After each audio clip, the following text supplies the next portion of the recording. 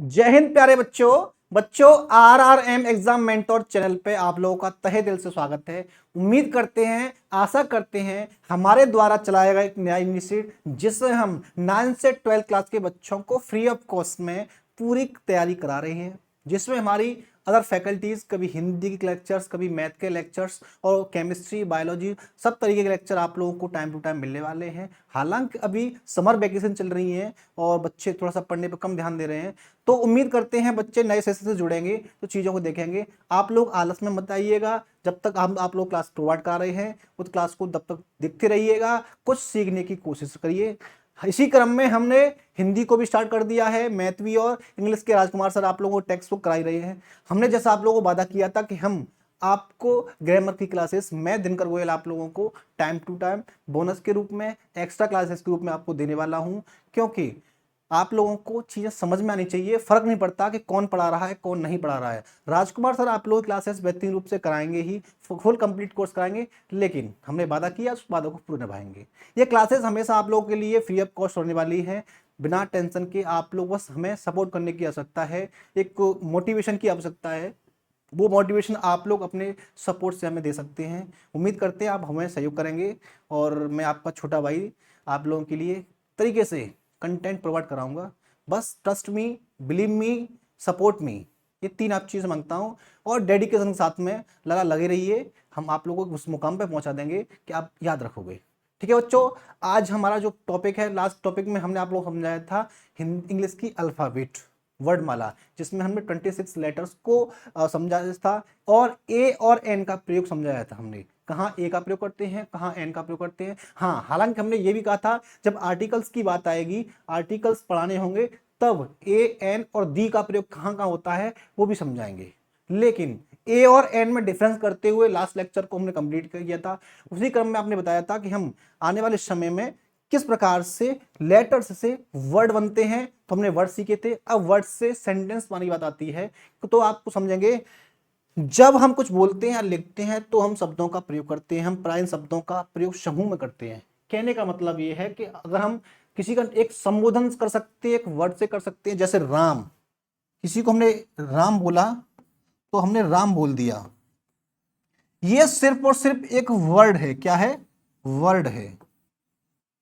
लेकिन एक लंबी वार्ता करने के लिए, चीजों को समझने के लिए हमें सेंटेंस बोलना पड़ता है, एक वाक्य बोलना पड़ता है। कहने का मतलब वर्डों का समूह, समूह का प्रयोग, शब्द प्रयोग हुआ है कि जहां 2 या 2 से अधिक लेटर्स वर्ड बनते हैं और वर्ड आपस में जुड़ जाते हैं तो सेंटेंस बनता है।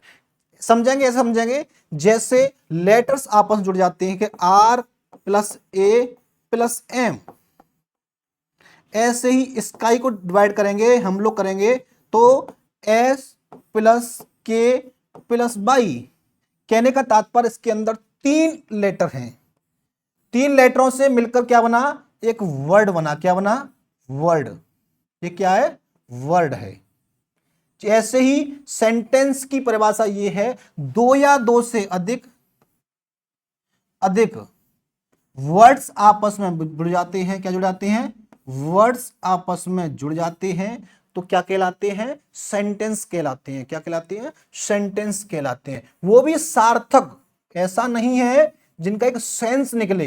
ये क्या मतलब हुआ सर? अब हम आप लोग कहते हैं ए राम वेरी वेरी वाटर। कहने का मतलब तो यह है कि हमने, हमारी परिभाषा कह रही है कि 2 या 2 से अधिक वर्डों के मेल को सेंटेंस कह देते हैं।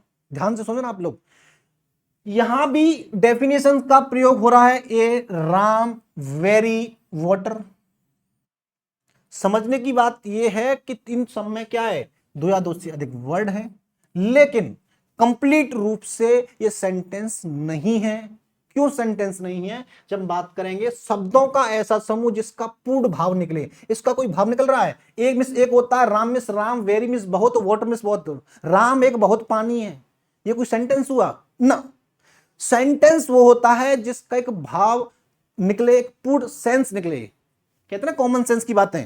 ऐसे ही एक group of words which makes a complete sense is called sentence. कहने का मतलब शब्दों का ऐसा समूह जिसका पूर्ण भाव व्यक्त हो वह क्या कहलाता है, वो वाक्य कहलाता है। उम्मीद करते हैं वाक्य की परिभाषा आप लोगों की समझ में आ चुकी होगी। हम क्लास के अंदर बिल्कुल भी कोई भी अनर्थ बातें नहीं करेंगे, सिर्फ हमारा डेडिकेशन, हमारा फोकस पढ़ाई पर होना चाहिए। हाँ, बीच बीच में मोटिवेशन चीज आप लोगों के लिए लेके आएंगे, बिंदास रहिए, लेकिन पहले हमसे कनेक्ट करिए, हमसे जुड़िए, हमको समझिए, हमारी फैकल्टी को समझने की कोशिश करिए कि हमारी फैकल्टी कितने टाइप से डेडिकेशन के साथ में आप लोगों के लिए चीजें प्रोवाइड करा रहे हैं। तो आप लोगों को भी इस पे मेहनत करने की आवश्यकता है। लला, इतना कंपटीशन है देश के अंदर में कि आपको क्या ही बताएं। तो कुछ पाने के लिए कुछ डेडिकेशन लगाने की आवश्यकता है। हम यूपी बोर्ड वाले या सीबीएसई बोर्ड वाले की से अब जब तुलना करते हैं ना, तो यूपी बोर्ड वालों का लेवल कम है, लेकिन हार्डवर्क के मामले में उनसे बहुत ज़्यादा होते हैं। लेकिन जब कंपटीशन की बात आती है तो हमसे बहुत आगे हैं। तो उस चीज़ को ध्यान रखते हुए सीरियस रहे, है ना। तो यहां तक हमने सिर्फ सेंटेंस की परिभाषा समझी है कि शब्दों का एक ऐसा समूह जिसका पूर्ण भाव निकले या पूर्ण अर्थ निकले, उसे हम क्या कह देते हैं, सेंटेंस कह देते हैं। आई बात समझ में। जैसे जैसे एग्जाम्पल से समझते हैं, एग्जाम्पल से समझिए। She is very beautiful, she is very, good कर लो इसमें, ओहो, सी इज वेरी गुड। हमारी परिभाषा कह रही है कि जहां दो या दो से अधिक वर्ड्स आपस में मिल जाए, उनका पूर्ण सेंस निकले, तो वो वाक्य कहलाता है। आप इसको समझेंगे, she is very good, full stop लगा हुआ बाद में। इसका मतलब हुआ वह बहुत अच्छी है। एक पूर्ण अर्थ निकल रहा है सेंटेंस का। जहां पूर्ण अर्थ निकलेगा तो कहने को क्या आएगा, ये सेंटेंस कह दिया जाएगा। ठीक है, समझ बच्चों, इतनी चीजें समझ में आ चुकी होंगी। अब आगे चलेंगे, हम समझेंगे types of sentence, kind of sentence, sentence के प्रकार, वाक्यों के प्रकार। 5 प्रकार के होते हैं। कोई भी वार्तालाप में जितनी हम बातें करते हैं उसमें 5 प्रकार के सेंटेंस होती हैं। सबसे पहला होता है असर्टिव और डिक्लेरेटिव। इसका मतलब होता है कथनात्मक, कुछ बात कह रहे हैं हम, या तो नेगेटिव कह रहे होंगे या पॉजिटिव कह रहे होंगे। दूसरा इंटेरोगेटिव, जिसे हिंदी में बोलते हैं प्रश्नवाचक। क्या बोलते हैं, प्रश्नवाचक, जिसमें प्रश्न कर रहे होंगे और सामने वाले से हम उम्मीद करते हैं कि हमसे ठीक से जवाब दे।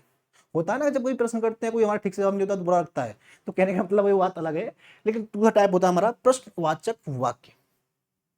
तीसरा है हमारा इंपरेटिव सेंटेंस, आज्ञा प्रार्थनावाची वाक्य। जब आप लोग क्लास में होती है तो कहते हैं मे आई कम इन सर, तो किसी से अनुमति ले रहे हैं, आज्ञा ले रहे हैं, प्रार्थना कर रहे हैं, तो वहां कौन से सेंटेंस होते हैं, इंपरेटिव सेंटेंस।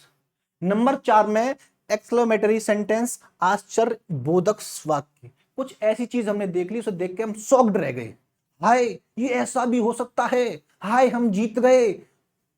आश्चर्य, कुछ चीजों को देख के, सुनकर, या किसी ने कोई बात कही और हमें थोड़ा सा हमारे दिमाग में बॉदरिंग हो जाए और आश्चर्य, शॉक्ड रह जाए, हाय राम ऐसा भी हो गया। तो कहने का तात्पर्य यह है कि यहां आश्चर्य हो जाए, वहां कहते हैं एक्सक्लेमेटरी सेंटेंस, आश्चर्यबोधक वाक्य। लास्ट है ऑप्टेटिव सेंटेंस, इच्छाबोधक वाक्य। ऑप्टेटिव सेंटेंस, जहां किसी काम को करने की हमारे मस्तिष्क में इच्छा प्रकट हो करने की, या कुछ मन में कुछ अभिलाषाएं हों। तो जैसे कुछ लोगों का होता है कि हम 12th पास करेंगे, आईआईटी निकालेंगे, जेईई मेंस निकालेंगे, यूपीएससी करेंगे, एमबीबीएस करेंगे, नीट करेंगे, तो कुछ अभिलाषा है। किसी दूसरे का बुरा भी चाह सकते हैं, हाय राम ये इतना बड़ा है, ये इतना पैसे वाला हो गया, ऐसी बात है। जो हम इच्छाएं व्यक्त करते हैं तो वहां ऑप्टेटिव सेंटेंस का प्रयोग होता है, उन्हें वाक्यों को हम ऑप्टेटिव सेंटेंस कहते हैं। उम्मीद करते हैं दुनिया में कितने प्रकार सेंटेंस हैं, 5 प्रकार के। नंबर 1 असर्टिव सेंटेंस, जिन्हें डिक्लेरेटिव सेंटेंस बोलते हैं, और हिंदी में बात करें तो कथनात्मक वाक्य बोलते हैं। नंबर 2 में इंटरोगेटिव सेंटेंस, जिन्हें प्रश्नवाचक वाक्य बोलते हैं। नंबर 3 में इंपरेटिव सेंटेंस, जिन्हें आज्ञा या प्रार्थनावाची वाक्य बोलते हैं। नंबर 4 में एक्सक्लेमेटरी सेंटेंस, जिन्हें आश्चर्यबोधक वाक्य बोलते हैं। नंबर 5 में ऑप्टेटिव सेंटेंस, जिन्हें इच्छाबोधक वाक्य कह सकती हैं। स्टार्टिंग में क्लासेस आपको बोरिंग लग सकती हैं, क्योंकि इन चीज़ों को कोई नहीं पढ़ाता है। जब आप लोग पहली बार इन सब चीज़ों को पढ़ोगे तो आपके अंदर बोरिंग आ सकती है, चीज़ें कठिन लग सकती हैं। लेकिन हमारा उद्देश्य आप लोगों को बहुत कुछ तरीके से जीरो टू हीरो बनाने का जो प्रयास है, उसको हम भरपूर कोशिश करेंगे, आप लोगों को प्रत्येक चीज़ कराने की कोशिश करें। इसी क्रम में नंबर बाई नंबर हम 5 प्रकार के सेंटेंस को समझेंगे। सबसे पहले समझते हैं असर्टिव और डिक्लेरेटिव सेंटेंस, जिन्हें हम कथनात्मक वाक्य बोलते हैं। तो अफर्मेटिव, ये भी असर्टिव सेंटेंस दो प्रकार के होते हैं। कितने प्रकार होते हैं? दो प्रकार के। आप लोगों को थोड़ी सी एक बात बता दें कि हम लोग पढ़ते हैं इंग्लिश ग्रामर पढ़ते हैं, तो हमें अफर्मेटिव में असर्टिव में डिफरेंस पता नहीं होता है। हम अफर्मेटिव को असर्टिव मान लेते हैं, असर्टिव को अफर्मेटिव मान लेते हैं। ये बात थोड़ा सा डिफरेंस समझिए। असर्टिव सेंटेंस के टाइप्स में दो आते हैं, अफर्मेटिव और नेगेटिव। कहने का मतलब जो सेंटेंस असर्टिव है वो डेफिनेटली अफर्मेटिव है, जो सेंटेंस अफर्मेटिव है वो सिंपल सी असर्टिव ही है। लेकिन अफर्मेटिव और असर्टिव एक नहीं है। क्यों एक नहीं है? बात करेंगे, जब असर्टिव की बात करते हैं तो में दो टाइप आते हैं। नंबर एक में आता है अफर्मेटिव साधारण वाक्य बोलते हैं, और दूसरे को बोलते हैं नेगेटिव। इनको स्वीकारात्मक वाक्य भी बोलते हैं। अफर्मेटिव होता है स्वीकारात्मक, स्वीकारात्मक,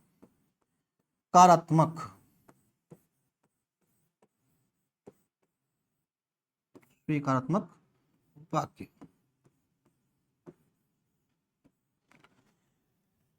दूसरा है नेगेटिव वाक्य, इन्हें बोलते हैं नकारात्मक। क्या बोलते हैं? नकारात्मक वाक्य।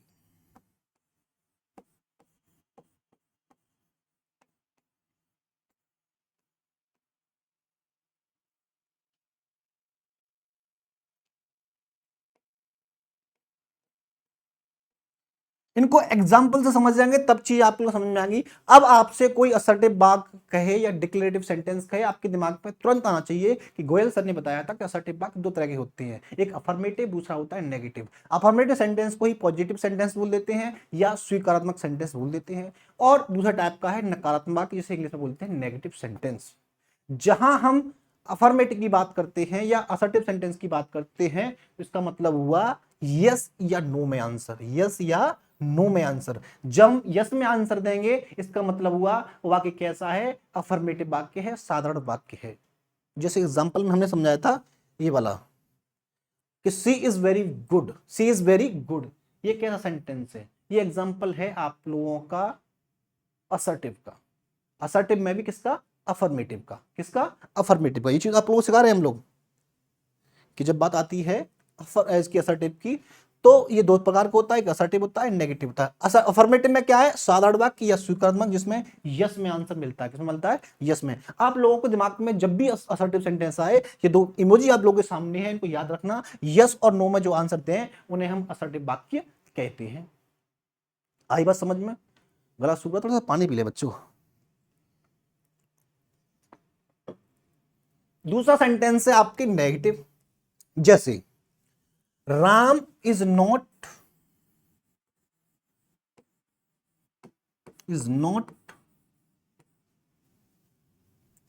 ब्यूटीफुल।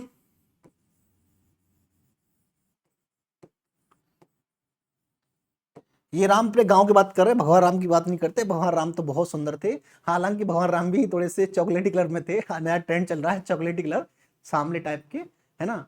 तो थोड़ा सा दिल में मत लेना आप लोग, है ना? जहां भी आप लोगों को वाक्य के अंदर में नोट मिल देखने को मिल जाए, वाक्य का जो भाव हो नकारात्मक हो, नहीं का वाक्य हो, तो उसे हम क्या कहते हैं? नेगेटिव सेंटेंस कहते हैं। जहां सिर्फ और सिर्फ यस में आंसर हो, उसे कहते हैं साधारण वाक्य। जैसे वो हमने सेंटेंस समझाया था, अलग लिख लेते हैं, उसमें दिक्कत क्या है? We are player,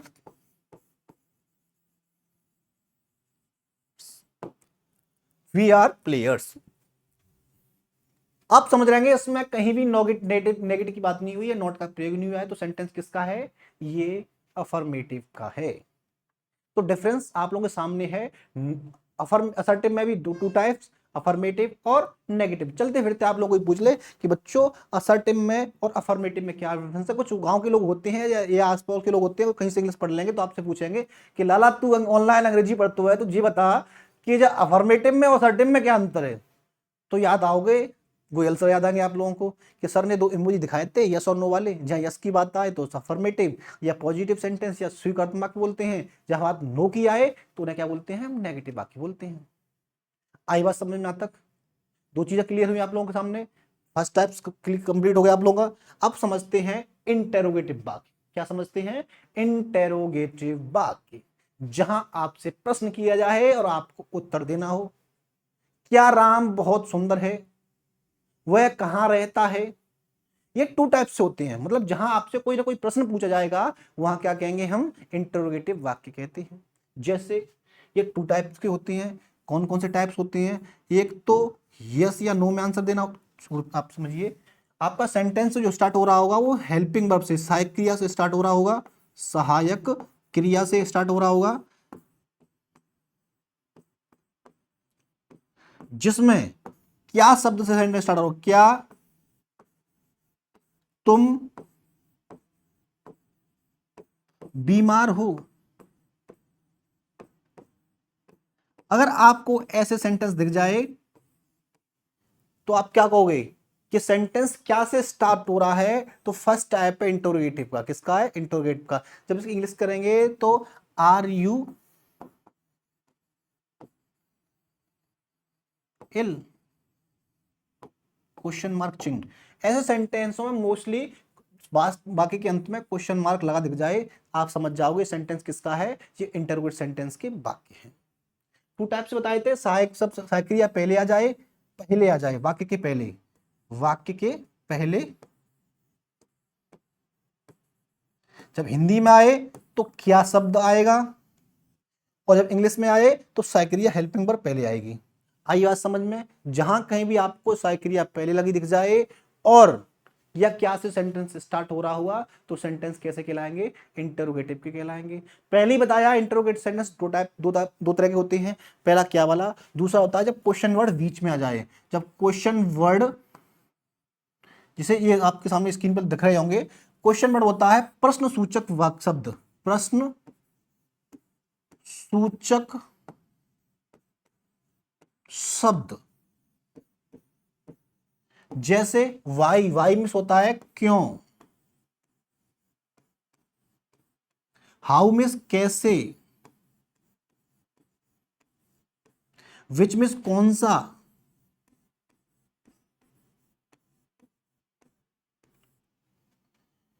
whose miss कौन सा,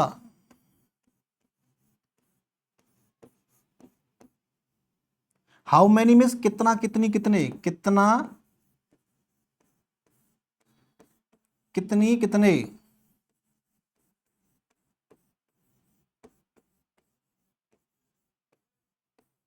हाउ मच मिस कितना, हाउ पार मिस कितनी दूरी पर, कितनी दूरी, हाउ लॉन्ग मिस कितनी अवधि, कितने समय में, कितने समय में।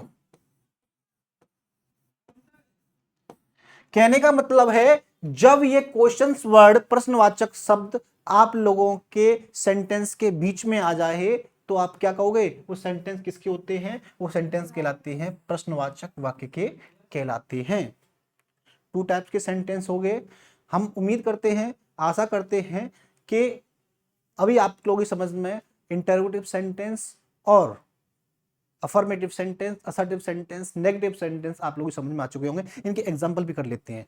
सिंपल वाले का एग्जांपल कर लीजिए, क्या तुम बीमार हो। अगर हमें कि क्वेश्चन वर्ड करना हो तो इनमें से कोई भी क्वेश्चन वर्ड आप लोगों के सेंटेंस के बीच में आ जाए। जैसे जैसे तुम कहां रहते हो, तुम कहां रहते हो, तुम कहां रहते हो। क्वेश्चन वर्ड जब बीच में आ जाए तो उसे हम कहते हैं प्रश्न सूचक वाक्य। 2 तरह से होते हैं, या तो क्या शब्द आगे आएगा या कोई भी प्रश्न सूचक शब्द आपके वाक्य के बीच में आएगा और बाकी अंत में क्वेश्चन मार्क चिन्ह लगा रखा हुआ ऐसा वाला, है ना। तो इसे करेंगे where do you live, where do you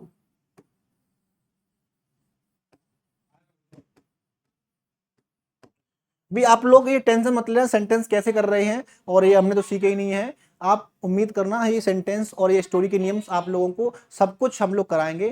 tension नहीं लेने का है, ये प्रत्येक चीजें आप लोगों को हम कराने वाले हैं। इसी क्लासेस में मैं ही कराने वाला हूँ, ग्रामर्स के नियम सब कुछ आप लोग कराएंगे और टेंशन नहीं लेने का है। और अभी हमने सिर्फ और सिर्फ असर्टिव और हमने इंटरव्यू सेंटेंस को सीखा है। उम्मीद करते हैं कि चीज़ें आप लोगों को समझ में आ रही होंगी। और ये क्वेश्चन वर्ड जैसे वाई मिस क्यों होता है, किसी कार्ड के लिए पूछते हैं। हाउ मिस कैसे होता है। विच मिस कौन सा। हुज मिस ओनर से कोई मालिक के लिए बात करते हैं तो हुज लगाते हैं। जब आप लोग सेंटेंस कराएंगे तो बताएंगे कि कहाँ कैसे किस क्वेश्चन वर्ड का प्रयोग किया जाएगा। वो समय के चलते चलते आप लोगों को सिखा देंगे, भरोसा रखिए। सिर्फ पार्ट ऑफ सेंटेंस समझ रहे हैं इसलिए चीज़ें थोड़ी सी हम शॉर्ट लेके चल रहे हैं, लेकिन जब सेंटेंस कराएंगे तो आप लोगों को सब कुछ समझाएंगे, ठीक है ना।